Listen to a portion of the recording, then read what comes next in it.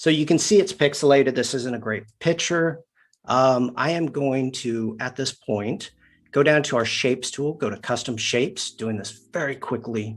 And I've got all my shapes in a giant panel like this.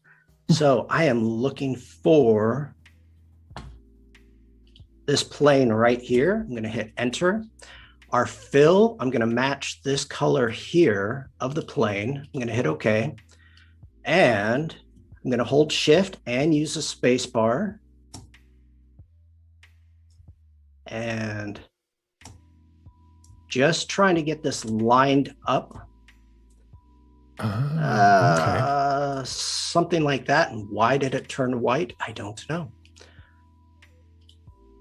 It's still, oops, come back here. We'll go black. And I'm going to hit enter. And now I'm going to place this behind our moon like so. Hit enter. And there you go. You have a tail. So I saved that as a PNG. Let me get rid of these layers. I'm just going to delete these because we don't need them. I saved it as a PNG, and that's what we have. So it's the exact same moon.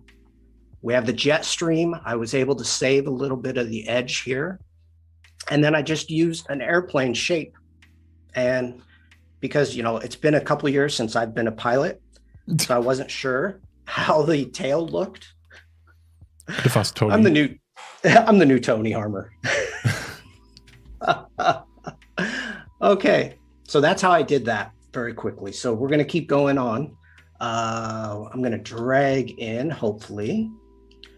We're going to drag in an Earth here. And this is actually a photo from NASA, one of their free photos, which is great.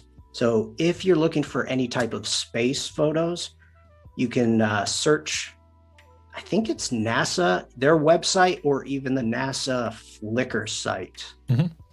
So, yeah. Gareth says, I think I can see Jupiter and Saturn in that image. I don't think so. It's possible.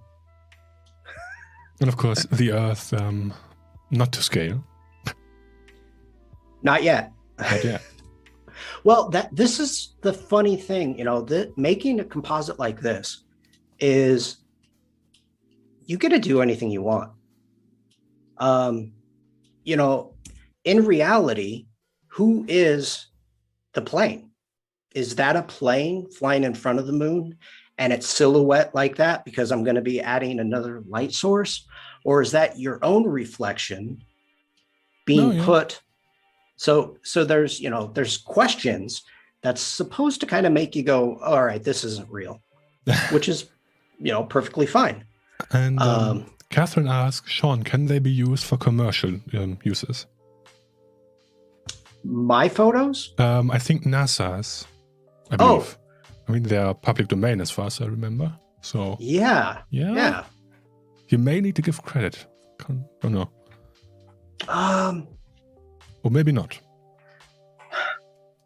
The information is on their Flickr. I know that for sure. Okay. And I don't remember specifically if it is or isn't. Paul Tranny is the one that I learned that from. And chat says, yes, they can. Okay. All right. Chat is responsible for any legal issues. Yeah, we trust chat. In chat, we trust. Oh, that's a good one. I like that.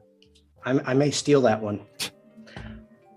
Okay, at this time, we still have some cleanup to do with the window, and we'll jump back into that. But I am going to hit Command, Option, Shift, N to make a new layer. I've hit D for default to make sure my colors are in default. I'm hitting Option, Delete to fill it with black. And now here it comes. Everybody knows it's lens flare time. I think there's another parcel coming. I have to go and up. I can't deal with that. Yes. Right. Oh, now this is interesting, Tim, because I was watching your stream when you were rendering a lens flare. Oh, I did flame. I mean, flames are nice too, but there are no lens flare. There's no lens flare. Render. So, okay. So you were questioning about not being able to place exactly where you need it. Yeah. So I've got an idea of where I want it. And I'm going with the 50 to 300 millimeter zoom at 100% brightness. I'm going to hit OK. Now, of course, at this time, I am going to take it down to screen. Of course. And it happened, it put it right where I wanted, which is out of the ordinary. But if you want to move it, you can just turn that into a smart object. And now if I hit V, I have full control almost of any place I want to go. We have that edge, which you can just mask out. Not if you have really intense lens flare that would go much further outside. Well, then don't use one. Or use my method, the one I showed. That was a very good tip. Just to, if people forgot how to do that, just you create a composite of the entire image. So I think that was Shift, Option, Command E. Then you can place the lens flare on that, undo that, fill the layer with black, and apply the same filter again, which Photoshop naturally does.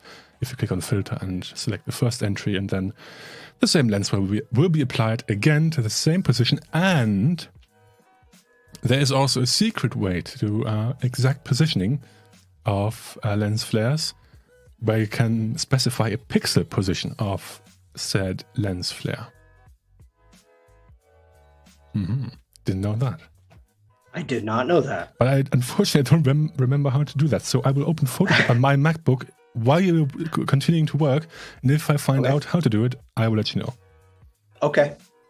But it's really cool. Control Alt F. That's just to apply the same filter again. Yes. So at this time, because a lens flare would not be inside the cabin, which I totally understand, I just hit Command and clicked on my mask for my window. Actually, no, let's not do that. Control D. I'm going to hold Option, grab my mask, and bring it up, and just make a copy and put it on.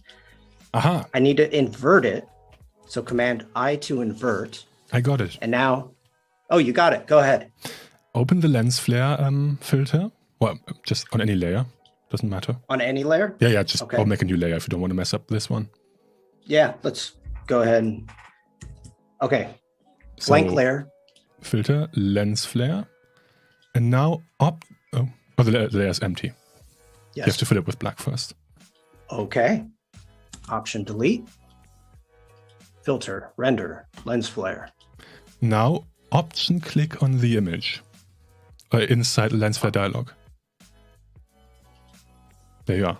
Ooh. And now you can enter the precise coordinates, which you can get, I think, if you open the info panel and you can set like points in the image. So you know exactly where it is. Okay, let's hit cancel. Or you can just use the rulers, I suppose. So yeah, there we are.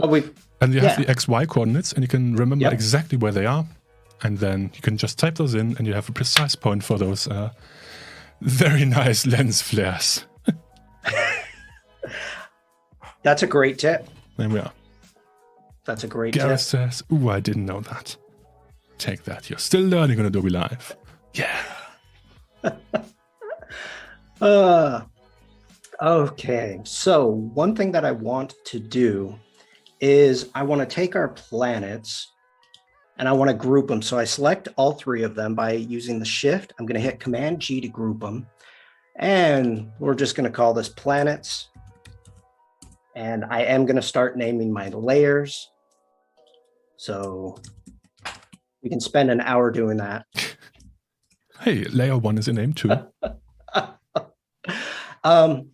Now, the way that I want this affected, I am going to go up to, let's see here. Let's go to color lookup. And I want a 3-strip look. And this is just going to give it a little bit more of a pop to it. And I'm going to, for now, I'm going to clip it to that group. So it just gives it a little bit more pop. But I also want the exact same thing down here. So I'm going to make a copy and bring it down. There is some craziness to my method here. It's unfortunately, there's a couple times I have to duplicate layers, but it's okay. So I'm going to go to our window and let's make a new layer.